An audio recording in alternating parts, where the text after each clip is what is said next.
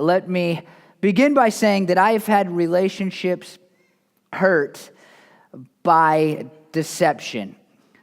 Maybe you've experienced this too, but as I was thinking about this sermon, if I was to say, like, who's had alcoholism affect their family, everybody would be like, oh, yeah. And if I said, and I think I did this in a prior sermon in this series, who has been affected by anger in their family? Like, who's seen that hurt their family in some way? And it's like, oh, yeah.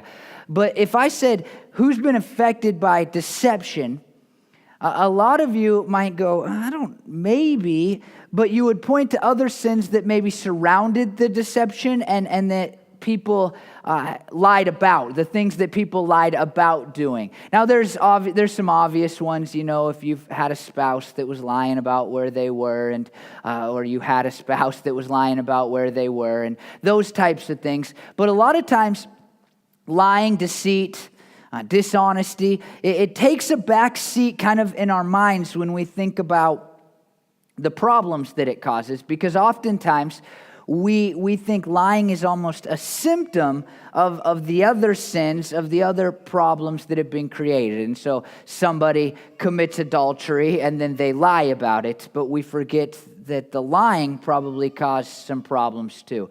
But if you stop to think for a little bit, then you probably can come to the conclusion, I think you could, that if there's been lying in your family, if there's been dishonesty, if there's been deceit in your family, then it really has caused some problems. But nonetheless, in our society, we often think of lying as a lesser sin, right? I mean, we think, well, you told a little white lie. We have that term to describe the smallness of certain lies, I guess. And we think like, well, you shouldn't have lied, but at least you didn't, kill him. At least you didn't punch him in the face. At least you didn't yell at them. You shouldn't have lied, but at least you didn't make them feel bad. In fact, sometimes I think we almost value a lie. I don't think we'd admit that. If you're a Christian, you probably wouldn't admit that. But in our heads and even our hearts, maybe we sometimes value a lie and think, well, honesty would have really hurt their feelings, honesty would have been the bad thing to do. You see this kind of the old joke is that you don't tell your wife she looks bad in something. That's not part of our marriage. Brenda doesn't even have to tell me. She just looks at me when she doesn't like something I like. But I've been, because I think lying is bad, I've been pretty honest. That's kind of a terrible shirt. So now she doesn't have to embarrass herself in front of other people, It can just be me. But no, I think that we think, well, I'm just making them feel good. I'm just lying. It's an okay thing to do. The shirt is no good, but what's it going to hurt? It's just a lie. And what we're going to see, I think, in the story that we'll look at today, an amazing story, a famous story. If you've grown up in a church, a story that you probably know, but maybe you've never thought about the implications of. What we're going to see is that deception is deceptively destructive. And I'll probably say that line about 13 times in the next 40 minutes. And so let's just do it one more time now. Deception is deceptively destructive. We think it's only a lie, but what this story says is it's a lie, and it's going to leave a wake of destruction. And I think that you'll see, even for small lies, the things that we'll look at in this story, which is a big lie, by the way. If there's small and big lies, this is a big one. But I think that what you'll see is that even in small lies, these things are going to prove to be true.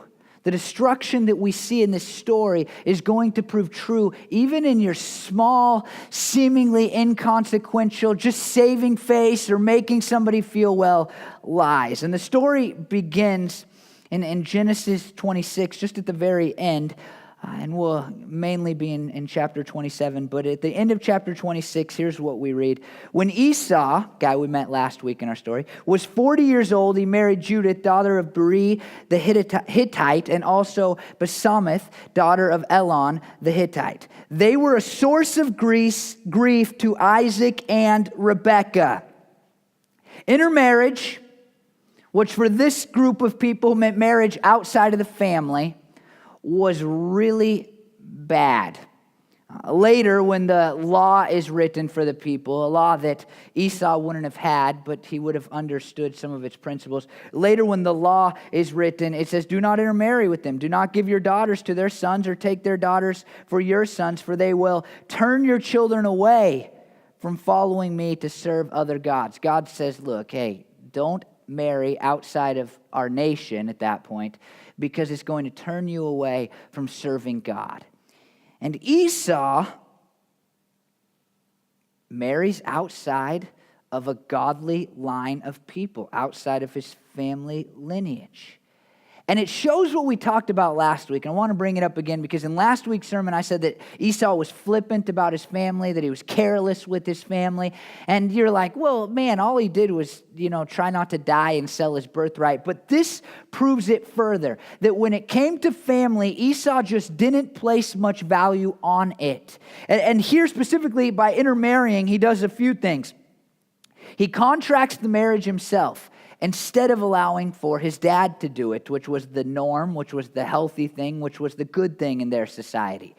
And he says, well, I don't care what my dad thinks. I think she's good looking, and I'm going to marry them. So there's strike number one. Strike number two is that he married an outsider, as I said. But strike number three is that he marries somebody that was outside his mother's line, which we see in this story today, that he was supposed to marry in the line of his mother and her brother Laban. That's who the mom wanted him to marry. She wanted her children to marry in her family, and he doesn't do that. So strike one, strike two, strike three, and he spurns his mom, and he spurns his family, and all of this says that Esau took lightly the importance, the value that his family had to his life. He has a deficient attitude, as someone said, towards his family's religious heritage, and I would just say his family in general. And now we turn to chapter 27, and we see this famous story that involves Esau, but it also involves his deceiving brother Jacob. And here's what we read. When Isaac was old, that's their dad, when Isaac was old and his eyes were so weak that he could no longer see, he called for Esau, his older son, and said to him, "My son." "Here I am," he answered.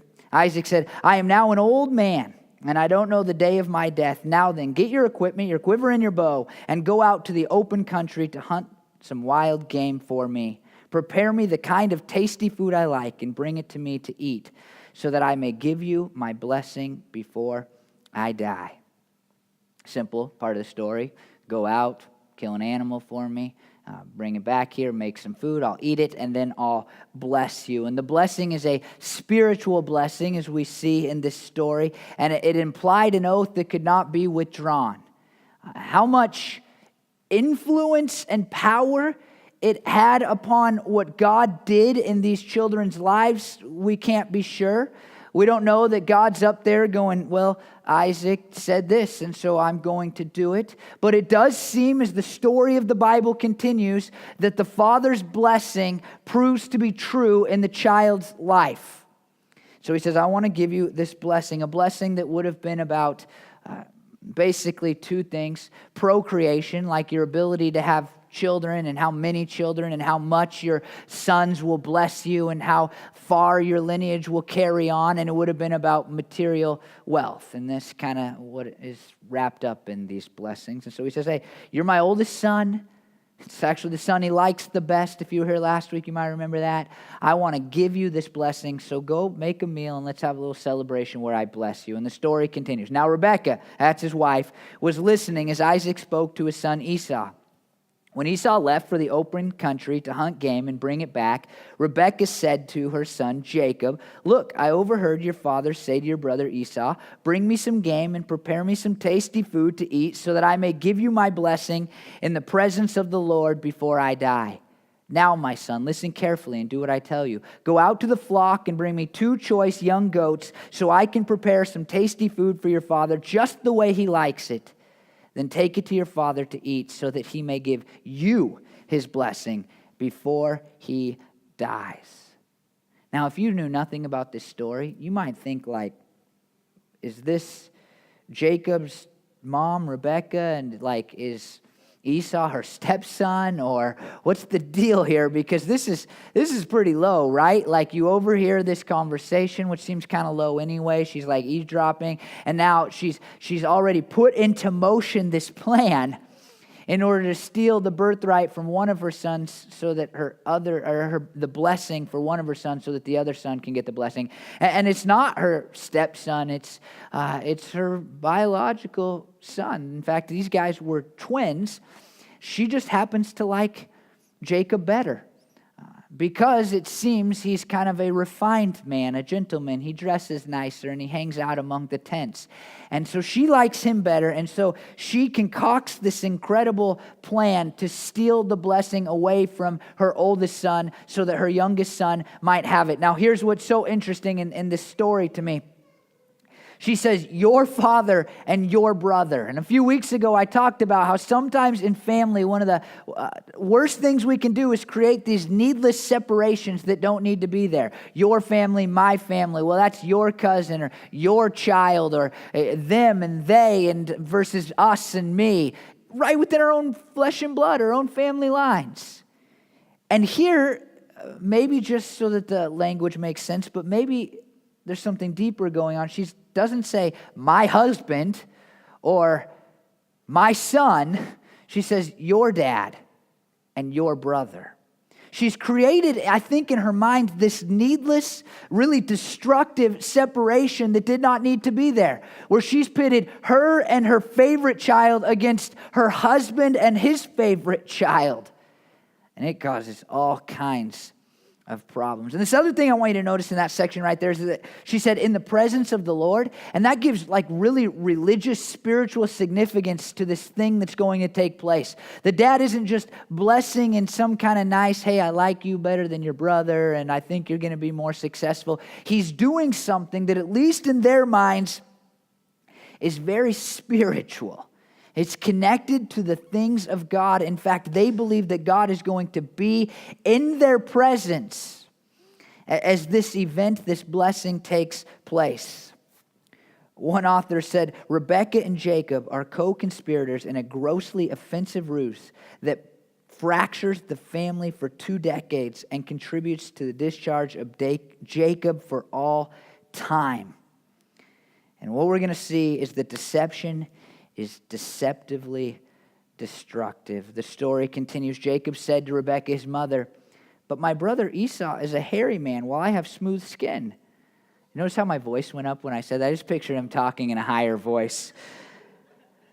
But my brother Esau is a hairy man, while I have smooth skin. What if my father touches me? I would, notice this is such fascinating language. I would appear to be tricking him.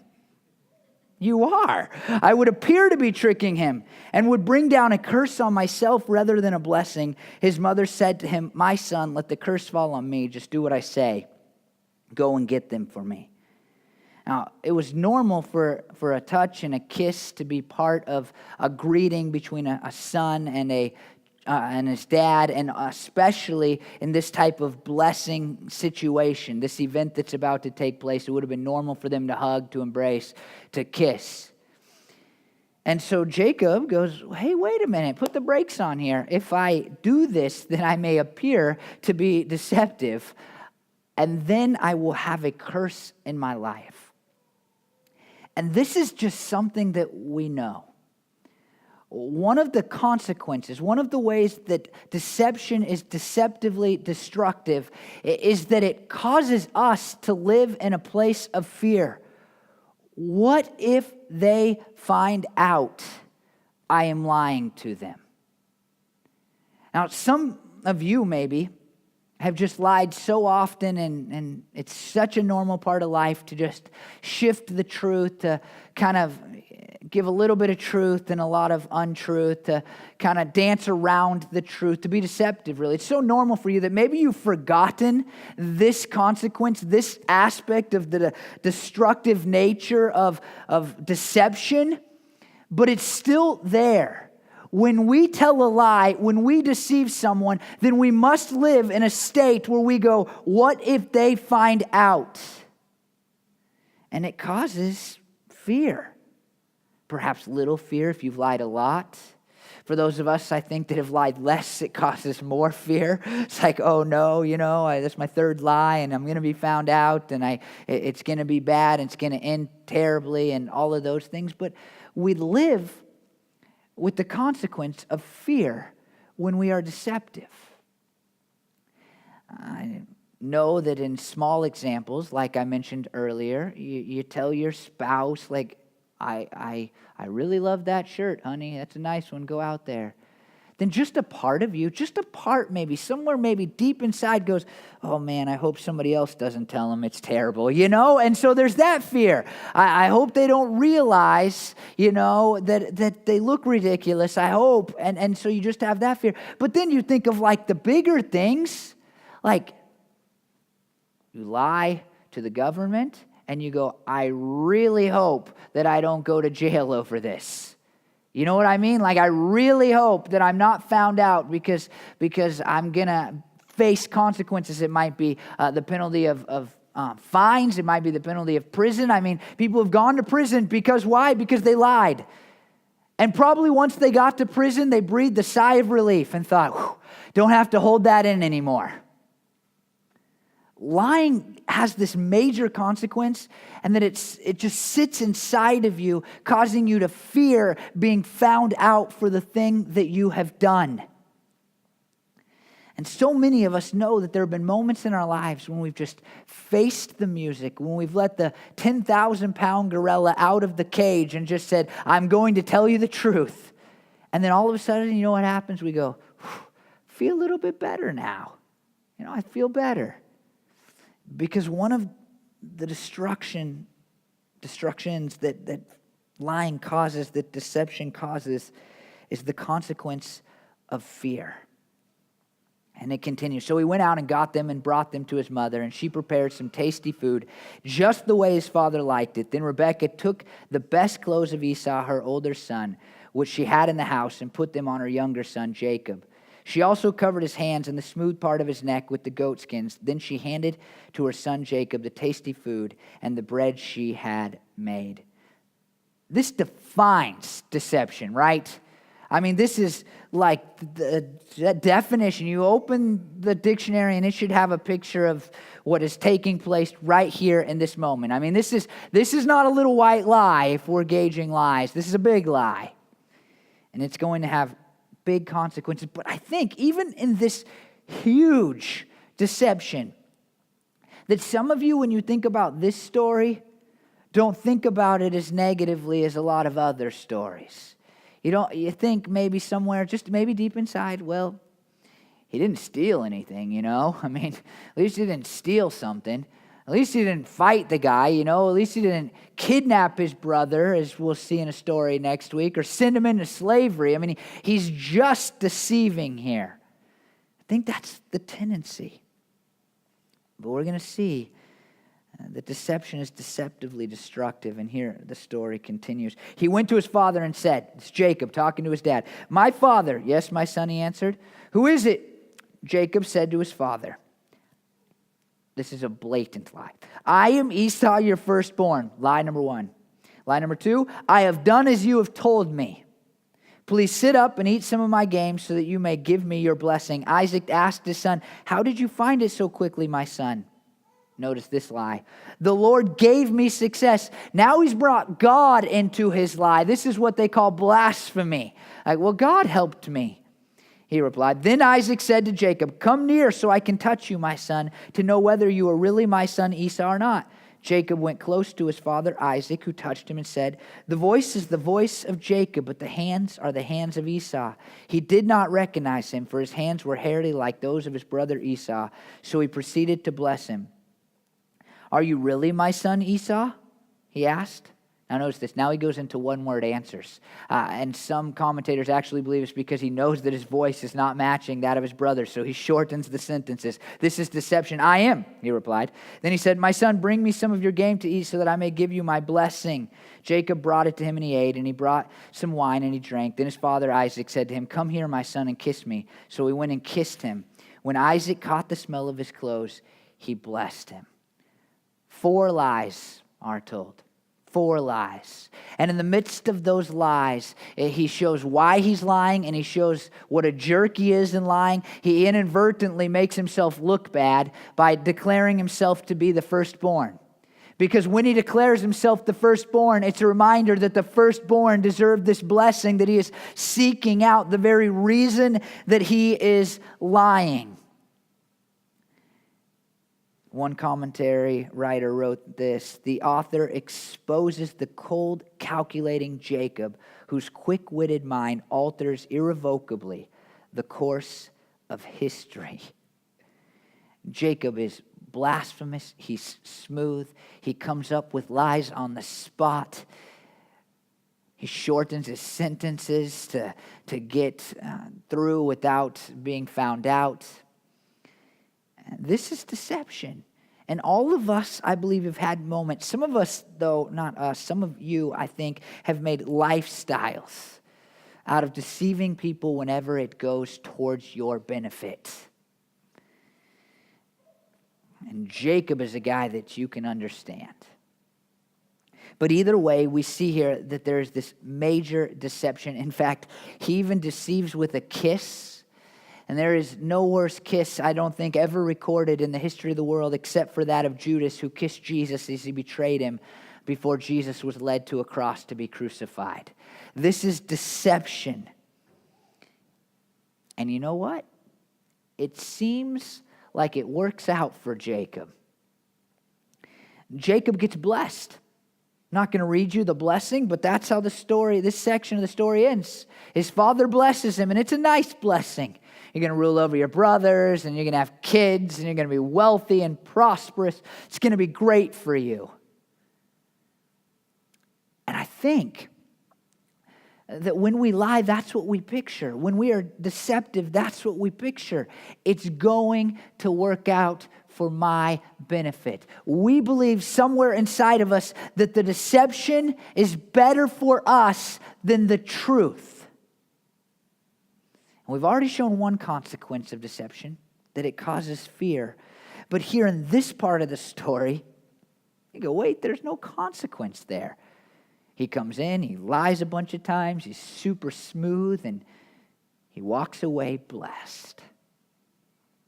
But the story doesn't end there. It continues in verses 30 through 40. And it says, after Isaac finished blessing him and Jacob had scarcely left his father's presence, his brother Esau came in from hunting. He too prepared some tasty food and brought it to his father. Then he said to him, my father, please sit up and eat some of my game so that you may give me your blessing. His father Isaac asked him, who are you? I am your son, he answered, your firstborn Esau. I want you to notice this part. This is the dad. Isaac trembled violently and said, who was it then that hunted game and brought it to me? I ate it just before you came, and I blessed him, and indeed he will be blessed. When Esau heard his father's words, notice this, he burst out with a loud and bitter cry and said to his father, bless me too, my father. But he said, your brother came deceitfully and took your blessing. Esau said, isn't he rightly named Jacob, which means deceiver? This is the second time he has taken advantage of me. He took my birthright, and now he's taken my blessing. Then he asked, haven't you reserved any blessing for me? Isaac answered Esau, I have made him lord over you, and have made all his relatives his servants, and I have sustained him with grain and new wine. So what can I possibly do for you, my son?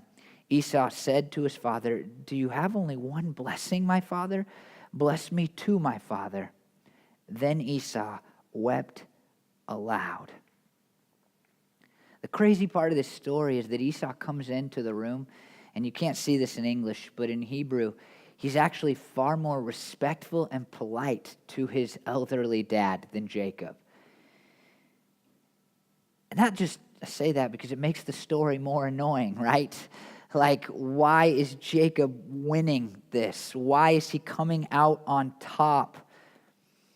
The language says that Isaac, the dad, trembled a great trembling exceedingly. It's the literal translation of the Hebrew. I mean, this is to say that this lie and what takes place here sends this elderly man into a violent shaking because he's so distraught, because he's so hurt, because he's so upset, because he's so scared, because he doesn't know what to do, because he's so freaked out. He trembles. And it says of Esau, he cried a great and exceedingly bitter cry. It's the language used of a person wailing over a great loss or a person who is screaming because they are being violated. The NJPS version of the Bible says he burst into wild and bitter sobbing. And what follows this section is Esau getting from his dad not a blessing, but an anti-blessing, where he basically says, life is going to be rough for you. Esau is the weak dimwit, one author said, but also the victim whose heart-wrenching sobs demonize Jacob. And what we see here is that deception is deceptively destructive in part because it hurts others. It hurts others. You think, I'll just tell a little lie because it's going to make me look better. It's going to move me forward in life. It's going to help me not look bad. And what you forget oftentimes is that other people are crushed by your lies. Now, sometimes it's just little. Sometimes the hurt that it brings to other people's lives is simply the hurt that it's like, do they not trust me enough with the truth? Do they not love me enough to tell me the truth?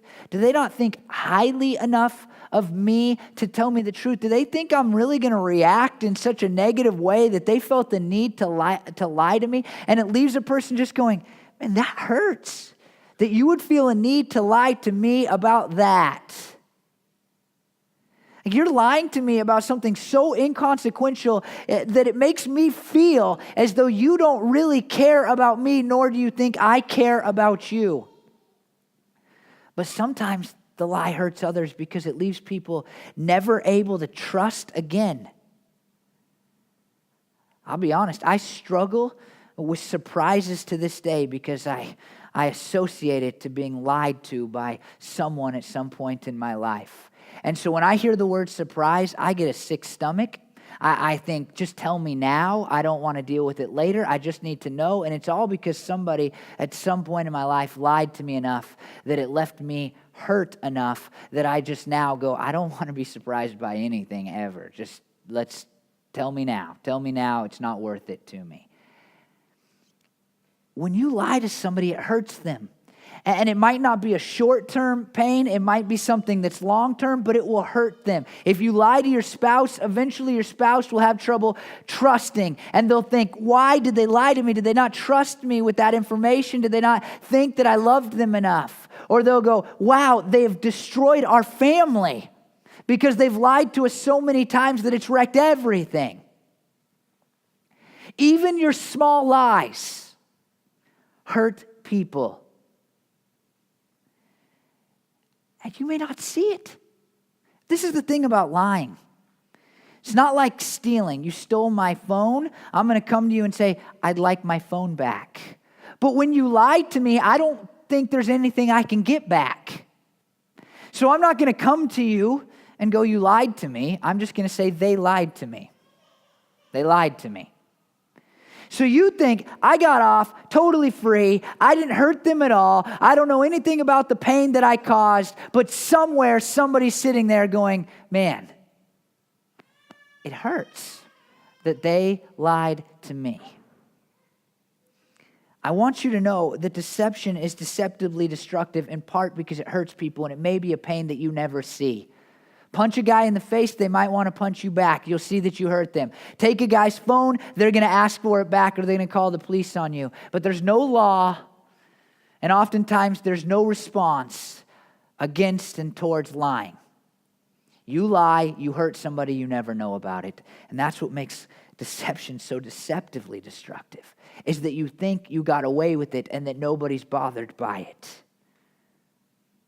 In fact, The next verse says Esau held a grudge. It doesn't say he went to his brother, he knocked him out, that he yelled at his brother, that he swore at his brother, that he flipped out on his brother. It just says, and we all know this if we've been lied to because we've probably done it too, Esau held a grudge. Isn't that what you do when you're lied to? You go, well, I'm not going to trust them anymore, or I'm not going to believe them anymore, but you don't often go, you lied to me. He held a grudge against Jacob because of the blessing his father had given him. He said to himself, the days of mourning for my father are near. Then I will kill my brother Jacob. I go, oh, death, that's not deceptive. But he never gets killed in the story because here's what happens next. When Rebekah was told what her older son Esau had said, she sent for her younger son Jacob and said to him, your brother Esau is planning to avenge himself by killing you. Now then, my son, do what I say. Flee at once to my brother Laban in Haran. Stay with him for a while until your brother's fury subsides. When your brother is no longer angry with you and forgets what you did to him, I'll send word for you to come back from there. Why should I lose both of you in one day? Now here's the sad reality. Rebekah does lose both of her sons in one day. Esau, she completely alienates herself from, right? I mean, come on. There's no more relationship there. We don't see any relationship there moving forward. They didn't like each other to begin with, it seems like. And now this. And Jacob, this is so crazy to me, will never see his mother again, nor will she see him. She says, here's what I want you to do. I want you to flee. She goes and talks to the dad and says, hey, Isaac, I want my son Jacob to marry from my family. She kind of makes up another lie and says, so send him away. And Isaac sends Jacob away to go be with the other family. And I want to just point out, because maybe you didn't notice this, stay with him for a little while. It says in some translations, stay for a few days. If you were to go back 2 sermons and look at the story that we talked about there, going back in time or forward in time, Jacob's gone for 20 years. 20 years. And his mom dies while he's gone. And so Rebekah alienates herself from her favorite child.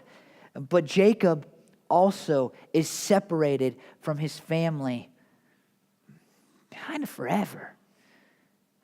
He leaves on a journey alone. And if you were to keep reading, and you should keep reading in this story and see how it ends, but if you go into chapter 28 and you read like the first 20 or so verses, he leaves. His dad sends him on his way, and then it says this thing that I think is just so profound, because it looks like he gets away with his lie. He's blessed. Sure, he'll be gone for a few days, but there's this moment where it says that Jacob found a rock to use for a pillow. He flees out in the wilderness. He's all alone, and he picks up a rock and he uses it for a pillow. And that sounds terrible to me. And I was just thinking, like, man, it looks so good, right? I mean, he gets away with his lie. His brother isn't going to kill him. And then he's out in the wilderness, totally alone, separated from the mother that has looked out for him and that he loves, scared for his life, no people to take care of him, sleeping on a rock. His deceit looked like a great idea. It looked good. But then he's using a rock as a pillow. And what I think is true for us is that while deceit sometimes looks like the way to go, it looks like the easy out, it looks sometimes even like the nice thing, it is deceptively destructive, and it is going to leave you using a rock as a pillow. Separated from your family, scared for the consequences that might come, and knowing that you have hurt people.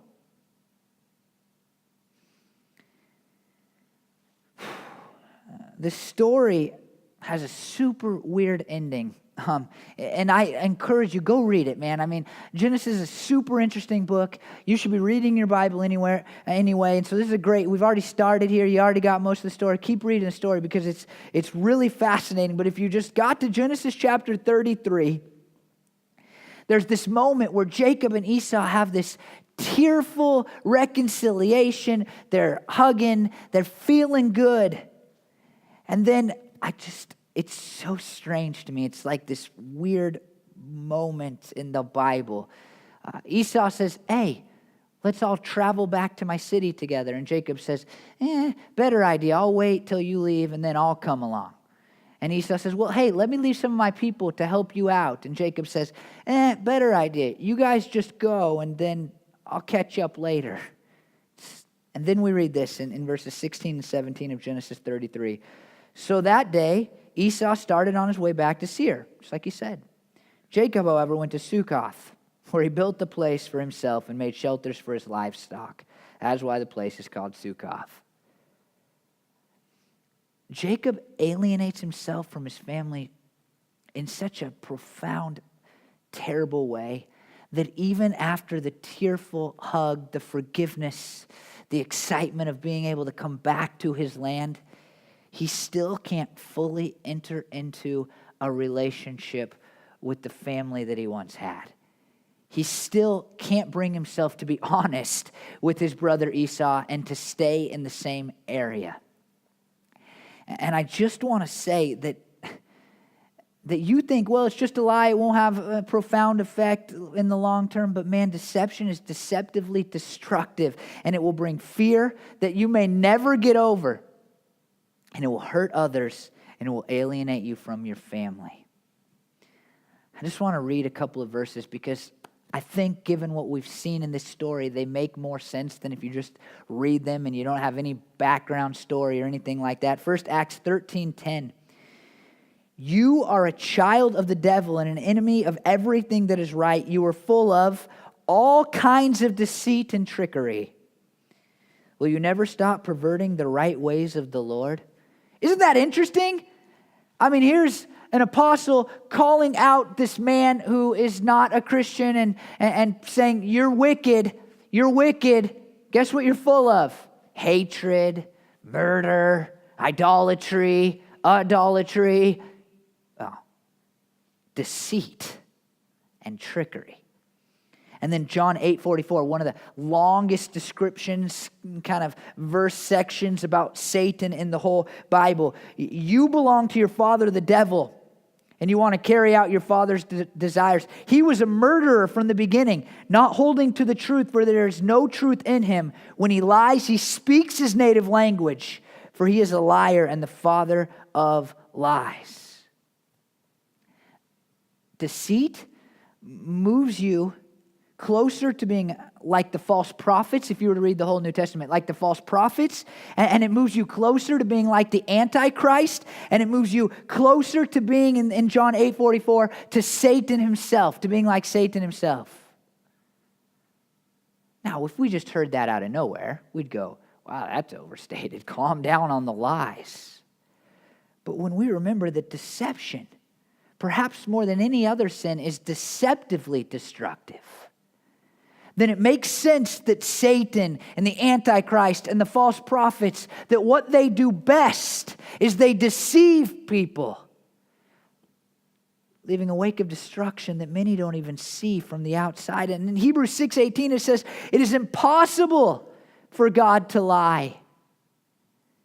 So when we are truthful, we are closer to God. We become more like God. Now here's what I want you to remember. Just two things today. The first, you could probably guess. Deception is deceptively destructive. But here's the other thing. You go, well, don't care. Still going to get me out of a few situations. Here's what I want you to know. Every time you lie, you look a lot like Satan. That's what the Bible says. Every time you deceive somebody, you look a lot like the father of lies, Satan himself. Isn't that profound? To me, that's just a profound thought. The weight of that, the gravity of that is different. I'll tell you this. If you lie and it doesn't make you feel bad at all, if you lie and you don't care that you lie, then you need to question who your father actually is. Is it really God?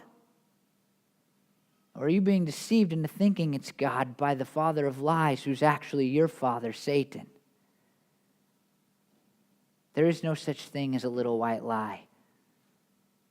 There's deception that moves you closer to being like the devil. There's the truth that makes you closer to the heart and the ways of God.